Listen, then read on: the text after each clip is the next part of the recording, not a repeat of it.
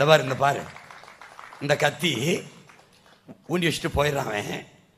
அதில் கோழி ரத்தம் தடவி இருக்கு. அதை நக்கிறார் அவர் நாக்கு கிழிஞ்சு ரத்தம் வருது. அதையும் சேர்த்தே சுவைக்கிறாரு. ஐயோ ஐயோ ரொம்ப சுவையாரு. இந்த குழந்தை இந்த வீட்டுக்கு யாராவது வந்தா உன் பேர் என்ன பாப்பா அப்படின்னா நம்ம பிள்ளை தப்பா சொல்லிடுமோன்னு அம்மா சொல்லிடுது. அவள் பேரு அறிவுச்செல்வி ஏதோ ஒரு பேரை சொல்லிடுது. அப்பா என்ன படிக்கிறேன்னா 8ஆம் படிக்கிறா, தப்பா சொல்லிடுமா. அது பேச வருது. என் பேரு கலைச்செல்வி, நான் 8ஆம் படிக்கிறேன் அப்படின்னு சொல்ல வருது. தப்பா சொல்லிருமோன்னு அம்மா ஒன்று பேசுது, அப்பா ஒன்று பேசுது. பிள்ளைய பேசவே விடுறதில்லை. பாரு, பேர் என்னன்னு கேட்குறாரு. அது அவ பேரு கலைச்செல்வி. அம்மா சொல்லிடுது. நல்லா கவனி, அப்பவாவது உனக்கு புரியுதான்னு பார்ப்போம். அவர் ஏதோ வேற எதை கேட்க, என்ன படிக்கிற அப்படின்னு. அது 8ஆம் படிக்குது. பிள்ளைய பேச விடுறதில்லை.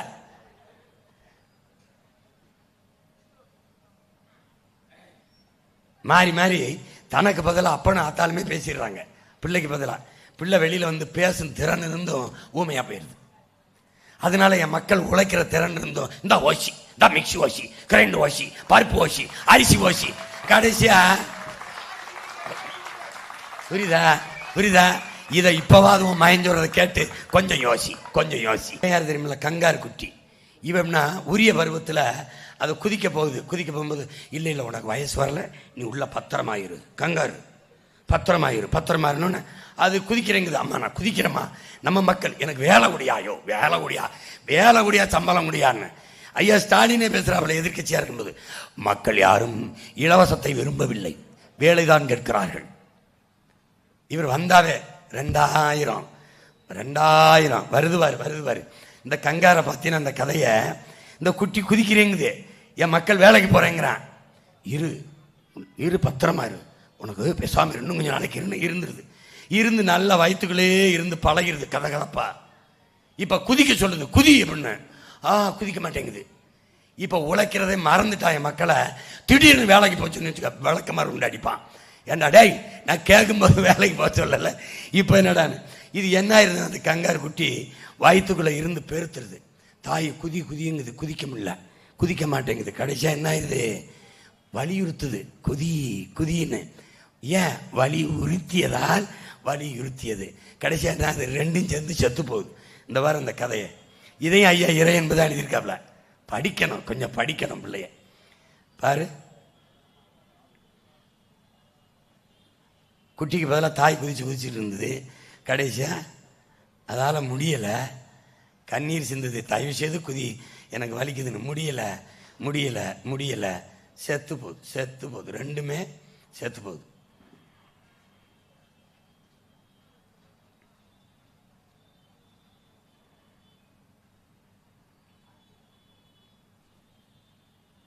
போங்க, ரெண்டும் செத்து போயிடுது. இந்த கதை நமக்கு வரக்கூடாது. உன் மைண்ட் சொல்றதை கேட்டு, இந்த குதிரை இருக்கு பாரு, இது கதை. ஏன்னா உனக்கு கதை சொல்லி புரிய வைக்கிறேன் பாப்பா. இந்த குதிரை என்ன செய்யுது, இந்த ஓட்டாம்பாரு இவன் இந்த குதிரை மேலே அக்கறையா லாடம் கட்டுறான். பாவம் அந்த குதிரை கால்னு. இந்த குதிரை என்ன நினைக்குது, அடாடாடாடா நம்ம முதலாளி நம்ம மேலே எவ்வளவு பாசமாக இருக்காப்ல. நீ என்ன நினைக்கிற, ஐயா ஸ்டாலின், ஐயா எடப்பாடி, இவங்கெல்லாம் எவ்வளவு பாசமாக இருக்காப்ல. 2000 கொடுக்குறாப்புல, அப்புறம் 10 கிலோ அரிசி கொடுக்குறாப்புல, அப்புறம் 10,000 போடுறாப்புல, அப்புறம் 5000 போடுறாப்புல, இப்போ 8000 டோக்கன். எதுக்கு? நீ இந்த குதிரை மேலே இருக்க அக்கறையில் கட்டுறான்னு நினைக்கிறியா? இல்லை, அதிகமாக வேலை வாங்குறதுக்கு. இந்த மாதிரி அதிகமாக ஏறி ரொம்ப தூரம் போகிறதுக்கு. இந்த குதிரைக்கு அப்புறம் தான் தெரியுது, இந்த கழுத பையன் நமக்கு கட்டலை, அவன் நம்மளை ரொம்ப தூரம் ஓட வைக்கிறதுக்காக கட்டியிருக்கான்ட்டு. இவன் உனக்கு அதுக்கு கொடுக்கல, உனக்கிட்ட இருந்து அதிகமாக வரியை எடுக்கிறதுக்கு தான் அவன் இந்த இலவசத்தை தர்றான். அதை புரிஞ்சுக்கணும். இந்த ஓனாயும் கத்தியும்னு நம்ம ஐயா இறை என்ற ஒரு கதை எழுதியிருக்காப்புல. அது என்னன்னா, இந்த காட்டுக்குள்ளே இருந்து ஓனாய் வீட்டில் கோழிகள் எல்லாம் பிடிச்சி தின்னுது. இப்போ ஊருக்காரங்கள்லாம் முடிவு பண்ணி என்ன பண்ணுறாங்க, இது இந்த ஓனாய் எப்படா காலி பண்ணுறதுன்னு ஒரு கத்தியை வச்சு அது குச்சியில் கட்டி கோழி ரத்தத்தை தடை விட்டுறாங்க. தடை விட்டோன்னே இவர் வர்றார். வழக்கம் போல் இந்த ரத்த வாடைக்கு போய் அந்த கத்தியை நக்கிறாப்புல. நக்கும்போது சுவையா இருக்கு, ரத்தம் வந்துகிட்டே இருக்கு. யார் ரத்தம்? அவர் ரத்தம் தான். அவர் ரத்தம் தான் தெரியாம அப்படியே சுவைச்சு சுவைச்சு சாப்பிட்டுக்கிட்டே இருக்காப்புல. மொத்த ரத்தமும் சிந்தி மொத்தமா செத்து போறாப்புல. நம்ம இலவசம் இலவசம்னு அது எங்கிருந்து எடுக்கப்படுது? நம்ம ரத்தத்திலிருந்து தான் எடுக்கப்படுதுங்கிறத தெரிஞ்சுக்கணும். அதான் இந்த ஓனாய் கத்தி கதை. இந்த பாரு, இந்த பாரு, இந்த கத்தி ஊண்டி வச்சுட்டு போயிடுறான். அதில் கோழி ரத்தம் தடவி இருக்கு. அதை நக்கிறார் அவர் நாக்கு கிழிஞ்சு ரத்தம் வருது. அதையும் சேர்த்தே சுவைக்கிறாரு. ஐயோ ஐயோ ரொம்ப சுவையாரு. இப்படிதான் நம்ம மக்கள். அருமையான அரசு. அவர் 2000 கொடுத்தாரு, இவர் 5000.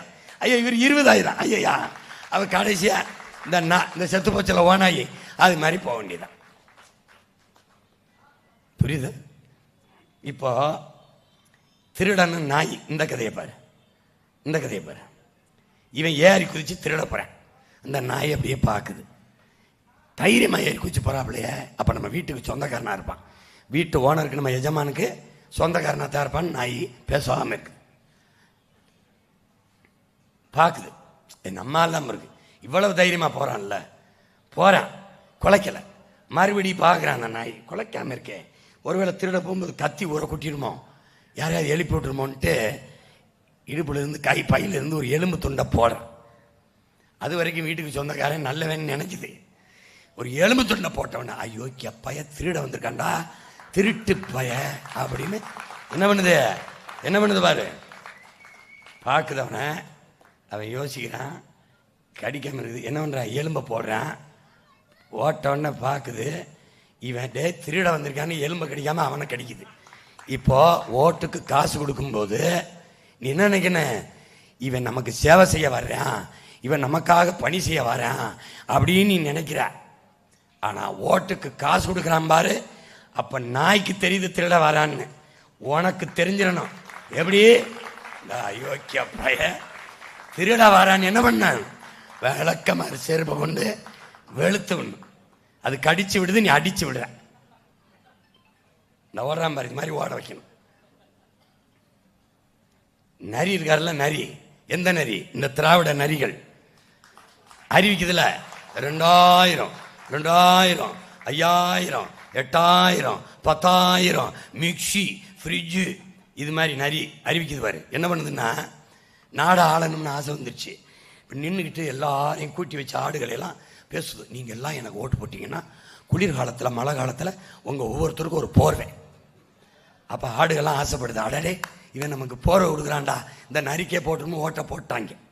யாருக்கு? நீங்கள் திமுக அதிமுக போட்டி இல்லை, அப்படி போட்டாங்க. போட்ட உடனே நரி என்ன செய்யுது, எல்லா ஆட்டு தோலையும் உரிக்க ஆரம்பிக்குது.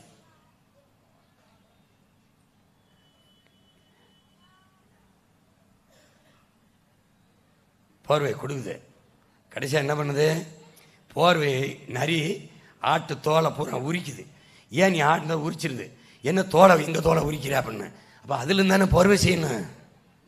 புரியுதா? இவன் என்ன, நீ எனக்கு இவ்வளோ மின்கட்டத்தை உயர்த்திட்ட, எதுக்கு இவ்வளோ சொத்து வரியை ஏற்றிட்ட, அப்புறம் உனக்கு அதுலேருந்து தானே 2000 கொடுக்கணும், உனக்கு அதுலேருந்து தானே இலவச அரிசி, அதுலேருந்து தானே பருப்பு, அதுலேருந்து தானே எண்ணெய். விளங்குதா? விளங்குதா? ஆட்டுக்கு விளங்கிருச்சு. இன்னுமா என் அன்பு சொந்தங்களுக்கு விளங்கலை. இதுக்கு மேலே விளங்கலைன்னா ஒன்றும் விளங்காது, நாளே விளங்காது. புரியுதா?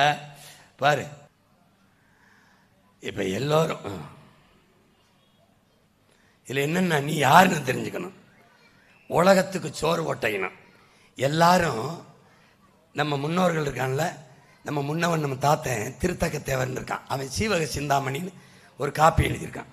அதில் கணவன் மனைவியும் வாசலில் நின்று இப்படி போவார் வருவோரெல்லாம், வாங்க வாங்க எங்கள் வீட்டில் வந்து விருந்து சாப்பிட்டு போங்க, மல்லிகை பூ போல தும்ப பூ போல சமைச்சு வச்சுருக்கோம், சாப்பிட்டு சும்மா போவேனா, பொண்ணும் மணியும் பட்டாடைகளும் அள்ளி தாரோம், வாங்கிட்டு போங்க, வாங்க சாப்பிட்டு போங்க. அப்படி போவன் வருவனையெல்லாம் கூப்பிட்டு விருந்து படைச்சு பொண்ணும் மணியும் அள்ளி கொடுத்த பரம்பரையில் வந்தவன் நீ 1/2 கிலோ அரிசி கிடைக்குமா, 3/4 கிலோ வெங்காயம் கிடைக்குமா?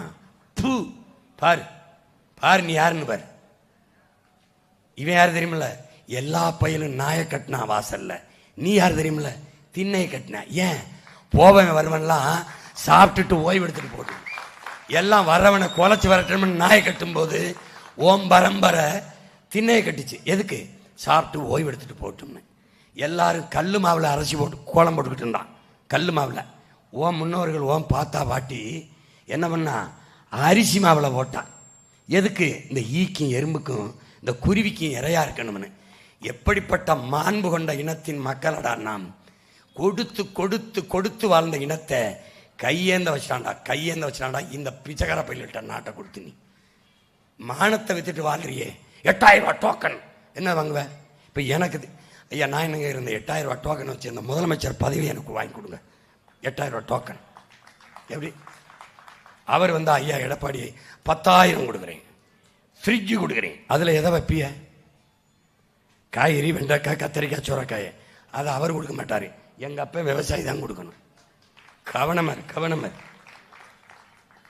இந்த பரம்பரையில் வந்த நீ, பிறரை பசியாற்றி வாழ்ந்த நீ எப்படி இருக்காவர்?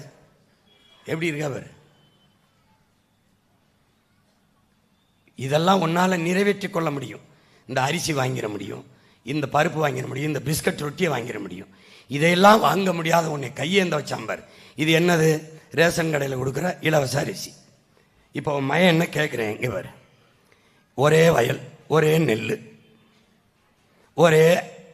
ஒரே நெல் தான். இது கடைக்கு போகும்போது தரமாக போகுது. இந்த ரேஷன் கடைக்கு வரும்போது இப்படி அழுக்கா வருது.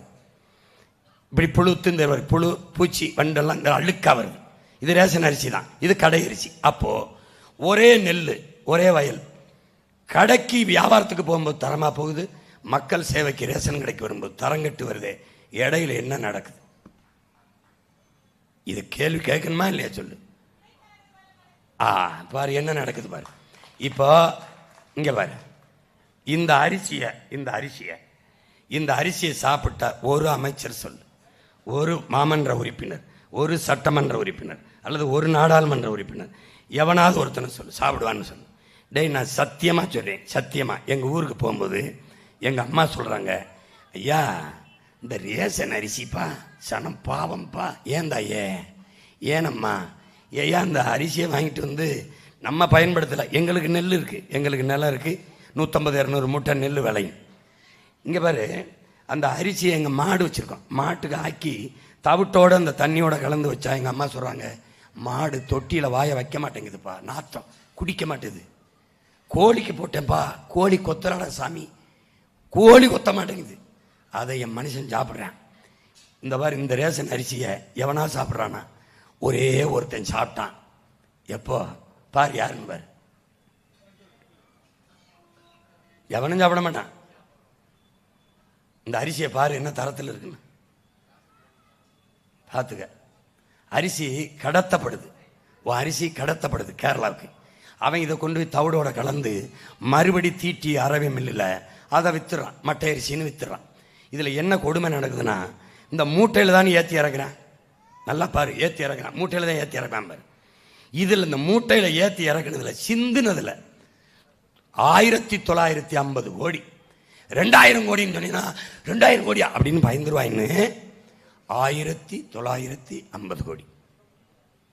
எப்படி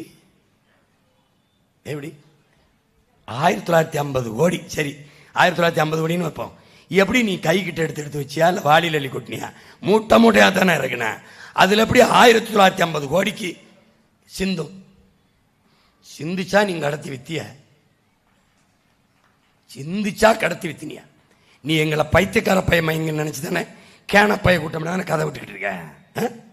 திருட்டு பைய நீ திருடி வித்தம்னு சொல்ல வேண்டியதானே. இது கூட ரேஷன் அரிசி முறைகேடு. இந்த அரிசியை தான் சாப்பிட்டுக்கிட்டு இருக்காங்க. பொது விநியோக திட்டத்தில் அரிசி எவ்வளவு கேவலமாக வருதுன்னு பாரு. கேரளா ஆந்திராவுக்கு கடத்தப்படுது. அதுவா தெரியுது அவனுக்கு? தெரிஞ்சுக்க, கடத்தப்படுது. தவிடு கலந்து தமிழ்நாட்டுக்கு வந்து மறுபடியும் அரைச்சி அதை தீட்டி வித்துடுறான். இப்போ என்ன நடக்குதுன்னா, நம்ம உலக வர்த்தக அமைப்பில் கையெழுத்து போட்டு கடன் வாங்கிட்டோம், வேர்ல்டு ட்ரேடு ஆர்கனைசேஷன். அதில் என்ன பண்ணுது இந்த அமைப்பு? என்ன சொல்லுதுன்னா, நமக்கு கல்வி சேவை கொடுக்கணும், அரசு கொடுக்கணும். மருத்துவ சேவை அரசு கொடுக்கணும்.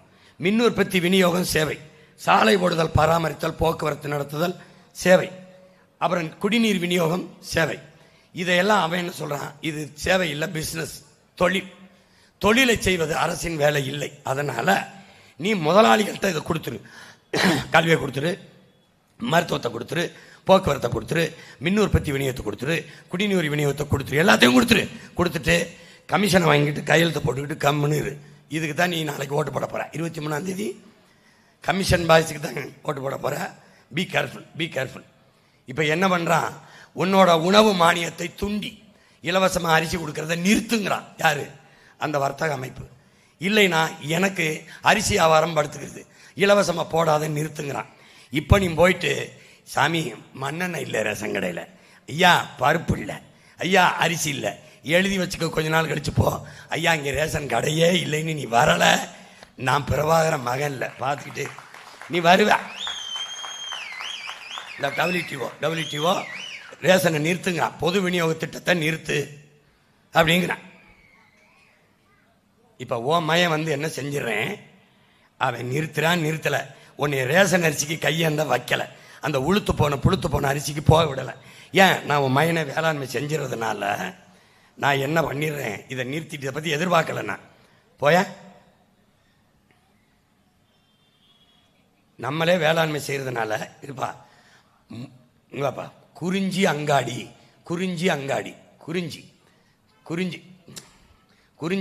என்ன பண்ணுறேன், யோ கவனியா என்ன, குறிஞ்சி அங்காடி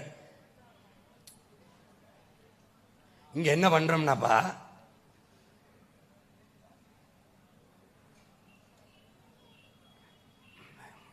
அது நிறுத்தியா, இங்கே குறிஞ்சி அங்காடின்னு நம்ம திறந்துடுறோம், தெருவ திறந்து வச்சிடறோம். அங்கே மலைகளில் விளையிற தேன், உனக்கு கிழங்கு, முட்டைக்கோசு, இந்த உருளைக்கிழங்கு, அந்த கிழங்கு வகைகளெல்லாம் இங்கே உனக்கு கிடைக்கும். குறிஞ்சி அங்காடி தரமான விலைக்கு கிடைக்கும். நீ வந்து குறைந்த கட்டணத்துக்கு. இது விலையை யார் தீர்மானிப்பா? விவசாயியே தீர்மானிப்பான். அவன் வந்து இந்த நாடெங்கிலும் நம்ம ஒரு கிழங்கு, கேரட்டு 1 கிலோ 10 ரூபாய்க்கு விற்கலாம்னா 10 ரூபா. ஆனால் தரமாக இருக்கும், நஞ்சு இல்லாமல் இருக்கும். ஏன்? நானே விளைய வைக்கிறேன். அடுத்து முல்லை அங்காடி. இந்த முல்லை அங்காடியில் என்ன பண்ணிடுறேன், முல்லை நிலத்தில் தான் ஆடு மாடு நம்ம வளர்த்தோம். அப்போது கறி, பால், நெய், தயிர், மோர் எல்லாம் முல்லை அங்காடியில் உனக்கு வச்சிடுறேன்.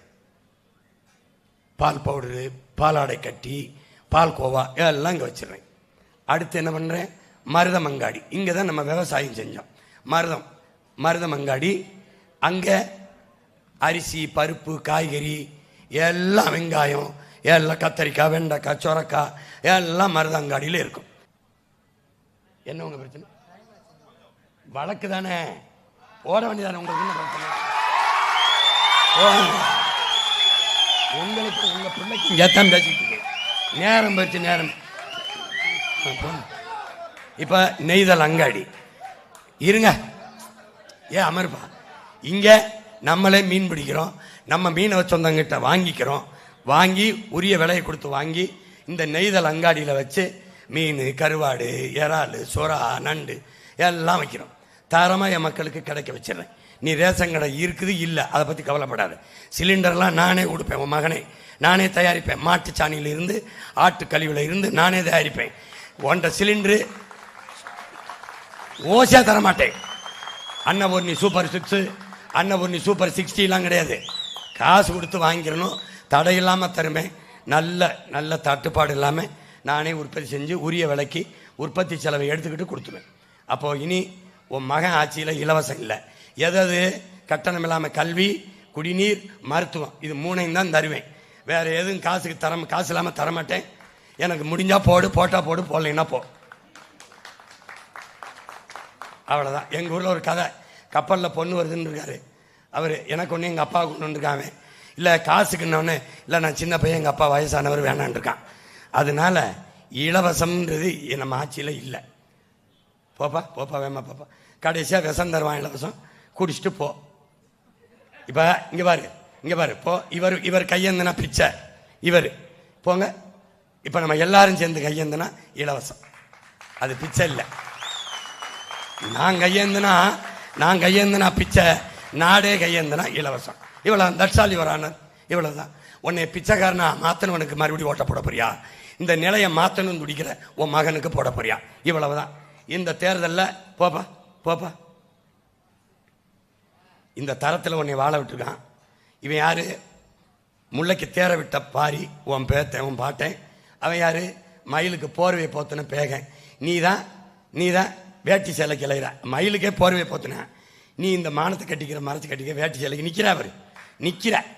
இந்த நிலையை உன் மயம் ஒழிக்கிறேன். எப்படி கையேந்தி நிற்கிற? அதை நான் முதல்ல சொன்னதான். விலை இல்லை, எல்லாம் விலை இல்லை. அவங்க ரொம்ப நுட்பமாக நம்மளை வேலை செய்வான். குடிகாரர்னு சொல்லாத, மது பிரியர்கள்னு சொல்லு. கிட்னி திருட்டுன்னு சொல்லாத, முறைகேடுன்னு சொல்லு. அது மது பிரியர்னு சொல்லு. என்னை ஒரு பத்திரிகையாளர் கேட்ட, ஒரு தொலைக்காட்சி தம்பி கேட்டாப்புல, அண்ணே மது பிரியர்கள்னு சொல்லுங்க அண்ணே, குடிகாரங்க. சரிப்பா, இப்போ எனக்கு கூட கொலை குடிக்கிறது பிடிக்குது, அதனால அவங்க குடிக்கிறாங்க. எனக்கு கூட கொலை செய்கிறது பிடிக்குது. நான் தினம் ஒவ்வொருத்தரையாக கொலை செஞ்சுக்கிட்டு வரேன். என்னை கொலைகாரன்னு சொல்லாம கொலை பிரியர் அப்படி சொல்றீங்களா? அப்படி சொல்றீங்களா? அவர் அந்த தம்பி சிரிக்கிறார். அண்ணே இப்படி பேசுறேன்டா டேய், இது மது பிரியர்கள்.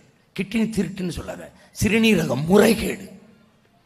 இப்ப ஓட்டு காசு கொடுக்கிறது வாக்காளர் உரிமை தொகை. எப்படி வாக்குக்கு காசு வாங்குறோம்னு சொல்லக்கூடாது. வாக்காளர்களின் உரிமை தொகை, மகளிர் உரிமை தொகை மாதிரி இது வாக்காளர் உரிமை தொகை. அவ்வளவுதான்.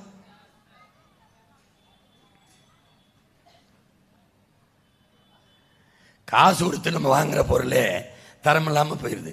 இவன் இலவசமா கொடுக்கணும்னு நிறுவனத்தில் சொல்லி தயாரிச்சு தர்றதுல என்ன தரம் இருக்கும்னு என் அன்பு சொந்தங்கள் யோசிச்சு பார்க்கணும். நம்ம பிள்ளைய சைக்கிள் கொடுத்தாங்க, உருட்டி வரும்போது பிரேக் அங்கிட்டு போகுது, வீல் இங்கிட்டு கலண்டு போகுது. பார்த்துருப்பீங்க. நம்ம பிள்ளைய ஓட்டிட்டு போகல, உருட்டிட்டு போகுது. ஏன்? பூரா டம்மி, சும்மா ஒப்புக்கு கொடுத்து ஏமாத்துறது. இது பாரு, இந்த ஓசி பேருந்து மகளிருக்கு இலவசம், இப்ப ஆண்களுக்கு இலவசம். அடுத்து யார் வேணாலும் ஏறலாம், யார் வேணாலும் போகலாம். பஸ்ஸே ஓசி தான். வேணா ஒன்று எடுத்துக்கொண்டு உங்க வீட்டு வாசலில் கூட நிறுத்திக்கலாம், அது ஒன்றும் பிரச்சனை இல்லை. ஓசி. நான் வந்தா இலவச பஸ் கிடையாது, கல்வி இலவசம், தரமான கல்வி. பஸ் கட்டணம். இவன் புரியுதா? இவன் என்ன செய்யறான்? பஸ் கட்டணம் இலவசமா அங்க 10 லட்சமா சீட்டு. எப்படி பைத்தியக்கார நாயே, படிப்ப தரமா இலவசமா கூட நான் பஸ்ஸுக்கு டிக்கெட் எடுத்துக்கிறேன்னு நான் சொல்றேன். இவ்வளவுதான். மகளிருக்கு இலவசம், இப்ப ஆண்களுக்கு இலவசம். இந்த கண்டக்டருக்கு சம்பளம் யார் கொடுப்பா? அவரு இலவசமா வர்றாரு. டிரைவருக்கு காசு சும்மா தான் ஓட்டுறேன். அவருக்கு காசு உங்க ஒப்பம் கொடுப்பானா, எங்க ஒப்பம் கொடுப்பாங்களா? பைத்தியக்கார பையலா. ஏன்டா எங்க உயிரை வாங்குறீங்க? கரும. இந்த கேடு கட்ட வயல்களுக்கே ஓட்ட போடு, நீ போடு. ஓசி பஸ், இனிமே ஓசி ட்ரெயின், ஓசி ஃபிளைட்.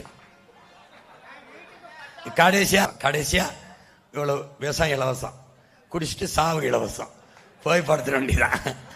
ஆனா பணத்தை எரிக்க காசு, அது காசு. எப்படிப்பட்ட கவர்மெண்ட்டை ஃபார்ம் பண்ற நீ?